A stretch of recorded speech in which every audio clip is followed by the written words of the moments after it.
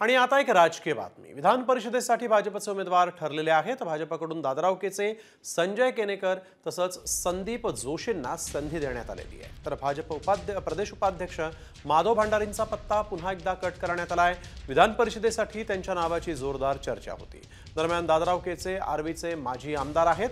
विधानसभा निवडणुकीत त्यांचं तिकीट कापून सुमित वानखेडेंना तिकीट देण्यात आलं होतं, तेव्हा ते बंडाच्या तयारीत होते, मात्र पक्षश्रेष्ठींनी त्यांची समजूत घातली।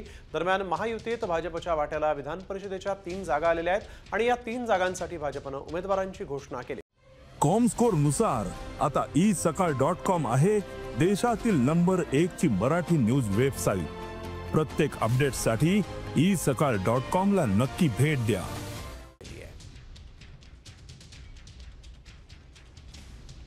प्रयत्न चालू आहेत आमचे।